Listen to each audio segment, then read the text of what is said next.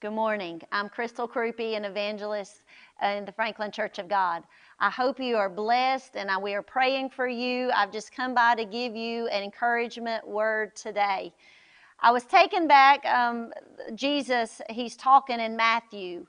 And in Matthew 6, at verse number 6, he says, "But thou, when thou prayest, enter into thy closet, and when thou hast shut the door, pray to the Father which is in secret, and thy Father which seeth in secret shall reward thee openly."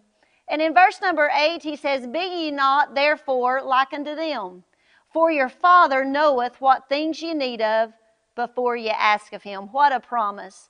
I've been speaking the last few mornings on the dust storm and how the dust is going to settle. Thank the Lord for that promise.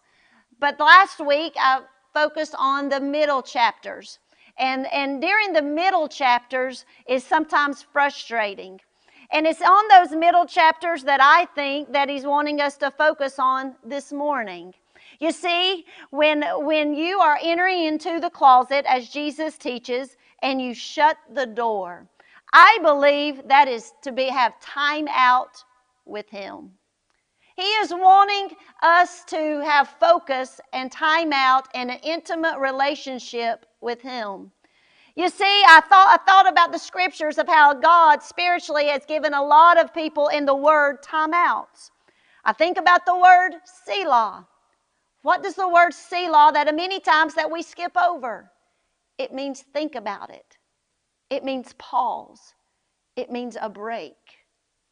You see, I believe in this time that when the Lord is talking, in verse number 5, he talks about the ones standing in the synagogues and letting everyone hear them. And then you get to verse number 6, and that's when nobody can. But that's when you're building your relationship and you're getting your focus back with him. He's saying, Selah, think about it. Maybe think about where you've been, think about where you are now, but think about where you're going. I believe a few weeks ago that God looked down on this universe and he said, time out. He said, it's time to pause. It's time to get our focus. When I think about time out, I think about many times in the sports arenas. I watch my child, Seth, he is 17 now, and I've seen him many times on a basketball court when the coach will call time out. That is not a time for them to do whatever. But I see those boys as they go sit on the sidelines. They get a drink, they're refreshed, but they listen to instruction. I got to thinking about that as we enter into our closets. Many times there's calling for shut-ins and self-at-home orders. But maybe it's a time that we sit down, we get a drink of the living water, and we listen for instruction.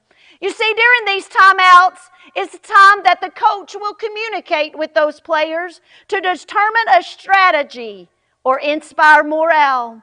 It's called a timeout many times in the most important parts of the game. I believe without a shadow of a doubt that God is looking down on his church. And he said, it's time out. It's time out to get the focus. It's time out to hear from me.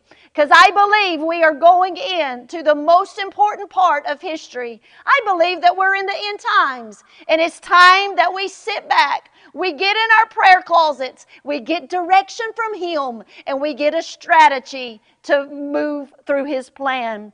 You see, in Hebrews 5 and 16, it says, "Let us therefore come boldly unto the throne of grace, that we may obtain mercy and find grace to help in time of need."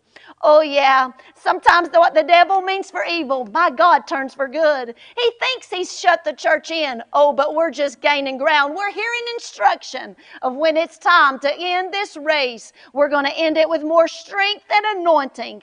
I pray today, whatever that you're going through, you may feel shut in, but shut out the chaos, shut out the confusion, shut that out. Get alone with God. Let him give you direction. Let him give you your will, not anyone else. And hopefully one day I know the dust will settle and we're coming out of this. I hope you have a blessed day.